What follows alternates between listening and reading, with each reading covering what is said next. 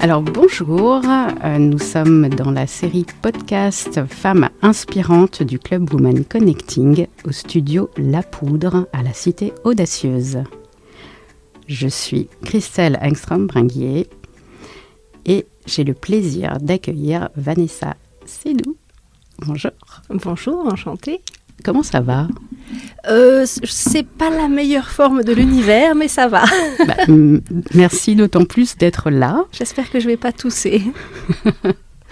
J'ai quelques petites questions pour vous. Avec plaisir. Alors, une petite présentation d'abord, peut-être, s'il vous plaît. Alors, je suis donc Vanessa Sédou, je suis coach en prise de parole. Je suis particulièrement tournée vers les femmes. Ce que j'aime faire, c'est aider les femmes à trouver suffisamment de confiance et de maîtrise pour oser prendre la parole et oser dire ce qu'elles ont à dire en toutes circonstances. C'est-à-dire pas nécessairement uniquement dans le cadre de leur entreprise ou de leur travail, mais aussi dans la vie quotidienne, dans le cadre familial, qui n'est pas toujours évident non plus. Et donc je suis arrivée là par des chemins un petit peu tortueux, mais qui se tiennent. J'ai commencé il y a fort longtemps en étant comédienne. J'ai eu la chance d'être formée à l'école anglaise, qui est une école qui est très basée sur la technique. Donc j'ai beaucoup travaillé avec ma voix. J'ai découvert là le chant, qui m'a énormément plu, bien que je n'ai pas une voix justement phénoménale. Et c'est ça que j'ai adoré dans ce travail, c'est de m'apercevoir qu'avec la voix qu'on a, qui peut être une petite voix, qui n'est peut-être pas nécessairement la voix qu'on imagine, qu'on entend chez les autres et qui nous fait rêver, mais avec la voix qu'on a, on peut faire quelque chose. On peut déjà avoir vraiment un impact et on peut la travailler pour qu'elle progresse, pour qu'elle évolue et pour qu'elle soit plus en accord avec ce qu'on cherche, en fait. Ah, la voix, c'est beaucoup d'émotions, peu importe la voix que l'on a, comme vous dites, mais voilà, ça transmet énormément d'émotions. On peut difficilement tricher avec la voix. On est bien d'accord. Bon, mais elle est très claire, votre voix, hein, par contre. Malade ou pas. Ouais, on sent. Alors, donc vous avez expliqué donc ce qui vous avait amené à cela, finalement, ce métier de comédienne qui est tout à fait en cohérence avec votre métier actuel de coach, de prise de parole. Est-ce que vous pouvez nous en dire un petit peu plus sur le sujet ? Donc, voilà, vous nous avez parlé de votre cible, entre guillemets. Et est-ce que vous pouvez nous dire en quoi ça consiste ? Alors moi, j'aime travailler sur avec plusieurs angles qui sont aussi bien donc la voix à proprement parler, et qui dit voix dit évidemment corps. On ne peut pas travailler sa voix sans travailler son corps.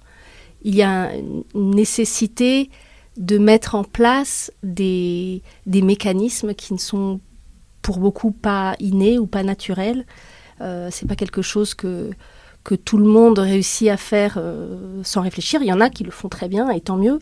Mais pour certaines personnes, c'est plus compliqué. Et donc, il y a vraiment un travail à mettre en place au niveau du corps. Et le corps, c'est la répétition, c'est refaire, essayer, ne pas y arriver, recommencer, essayer, jusqu'à ce que ce soit inscrit et que ça vienne justement naturellement sans réfléchir. Et puis, évidemment, travailler aussi sur le mental, sur l'état d'esprit. Il y a énormément de choses à faire à ce niveau-là, parce que pour beaucoup de femmes en particulier, il y a des idées qui ont été mises en place avec le temps et qui n'aident pas, qui sont vraiment des gros bâtons dans les roues. Donc d'abord, prendre conscience de ces idées, les déconstruire et les remplacer par d'autres.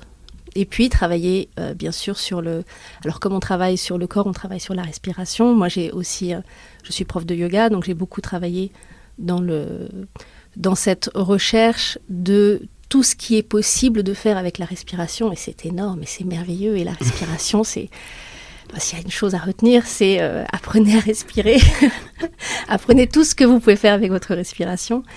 Et donc aussi le lien entre respiration et énergie. L'énergie qu'on apporte, l'énergie qu'on pose en arrivant, c'est quelque chose aussi qui se travaille, c'est quelque chose aussi qui s'entretient. Donc voilà, ça c'est on va dire les 4 axes sur lesquels je suis la plus attachée. Et puis c'est beaucoup de dialogue, beaucoup d'écoute et d'observation.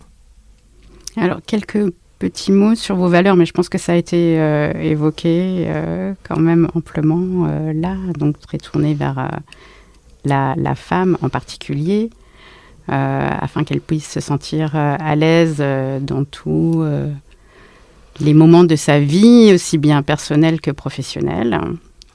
Moi, je pense qu'il est grand temps que les femmes prennent leur place, leur juste place, et qu'elles le fassent en pleine conscience, qu'elles le décident, qu'elles le choisissent, et qu'elles se donnent les moyens de le faire. Donc c'est là-dessus que j'interviens. Mais pour ce qui est peut-être de mes valeurs, on va dire, plus personnelles, mon envie, c'est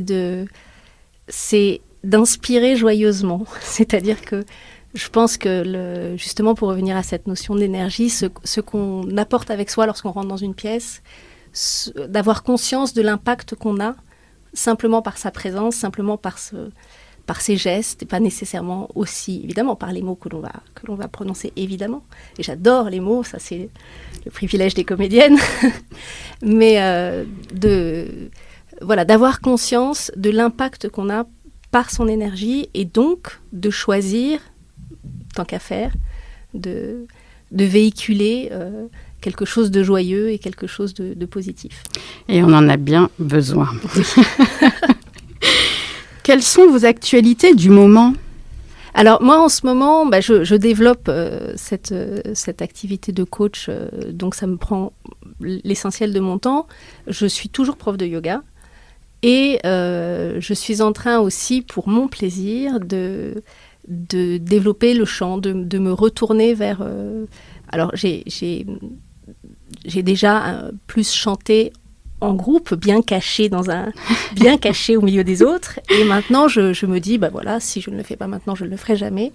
Donc, je décide de me mettre sur le devant de la scène dans des circonstances très intimistes, hein, soyons honnêtes, mais c'est mon plaisir et c'est ce qui me fait du bien en ce moment. Donc, c'est ce que je développe. Et là, soyons honnêtes, c'est un peu l'inconnu, c'est un peu une découverte et c'est un peu une mise en danger. Magnifique, en tout cas, on a hâte de vous entendre au club. J'espère pousser la chansonnette à l'occasion d'un dîner, peut-être. Pourquoi pas. Pourquoi pas. Ça serait un honneur. Alors, est-ce que on peut dire où vous donnez les cours de yoga ou pas ? Alors, mes cours sont complets, mais je les donne à Antony, en banlieue sud, là où je suis. Parfait. Bon, on se mettra sur liste d'attente. Ce n'est pas un souci. Petite dernière question, et pas des moindres. Donc, si vous aviez la possibilité de dîner avec une personne vivante ou non, qui serait-elle et que voudriez-vous lui poser comme question ? Je trouve ça extrêmement difficile, cette question, de faire un choix comme ça. Je ne sais pas. Peut-être, alors je vais dire, j'ai découvert récemment une chanteuse qui s'appelle Brandi Carlile, qui est une Américaine, qui m'a fascinée parce que je la trouve d'abord d'une énorme générosité. Bon, elle a une voix sublime. C'est un style, c'est plutôt de la country music, hein, donc c'est pas donné à tout le monde, on va dire, tout le monde n'aime pas, mais elle a une voix magnifique et c'est une femme très engagée qui essaye de justement faire en sorte que plus de femmes soient sur le devant de la scène, donc dans son domaine, celui de la musique, aussi bien je pense la musique que les techniciennes autour de la musique. Ouais. Et donc depuis que je l'ai découverte, j'arrête pas de regarder tout ce qui la concerne et à chaque fois je suis estomaquée par sa générosité, sa gentillesse et la capacité qu'elle a de prendre les autres femmes par la main et de les mettre en avant et de les faire avancer. Et je trouve ça génial. Et alors la question que je lui poserais, comment est-ce qu'elle réussit à être aussi, j'ai envie de dire efficace, mais le mot n'est pas joli, aussi douée avec sa voix, et que ça ait une telle... On a une impression de... Il ne se passe rien, de légèreté. On la regarde, c'est une femme, alors elle est très jolie, mais enfin, elle est... Et quand elle ouvre la bouche, c'est magique. Et je pense qu'il y a un travail phénoménal derrière, et je serais intéressée de le connaître. Je vais noter le nom. Bien, merci beaucoup. Vanessa, est-ce que vous avez quelque chose à rajouter ? J'aurais envie de dire, je suis toujours assez étonnée et on va dire, ça me touche de voir le nombre de femmes qui soit n'osent pas prendre la parole, soit qui prennent la parole au prix d'une douleur terrible, qui le font de façon efficace, mais très inconfortable pour elles. Et c'est comme ça depuis toujours, et ça fonctionne à peu près, donc elles continuent de le faire. Et j'aurais envie de les encourager à se donner les moyens de faire autrement, à décider pendant un laps de temps de se concentrer là-dessus pour changer, parce qu'il y a vraiment moyen de changer. Il y a moyen de faire en sorte d'être plus en confiance et donc de prendre un petit peu de plaisir et aussi d'être du coup beaucoup plus efficace, beaucoup plus percutante, parce que lorsqu'on est soi-même, lorsqu'on vit les choses librement, on a un contact qui est différent, on a une énergie qui est différente et le public, les gens qui vous écoutent, ça peut être votre famille, ça peut être une assemblée énorme, ça peut être simplement une réunion, mais ces personnes-là vont avoir beaucoup plus envie de vous écouter et vont recevoir vos messages de façon plus efficace si vous-même vous êtes plus à l'aise. Et donc ne vous contentez pas de continuer de faire quelque chose qui est pour vous difficile. Investissez en vous-même, allez-y, travaillez. Et tout est possible et à tout âge. Oui. Il n'est jamais trop tard. Merci beaucoup, Vanessa. On a hâte de participer à un de vos coachings. Ce sera avec plaisir. Merci, Christelle.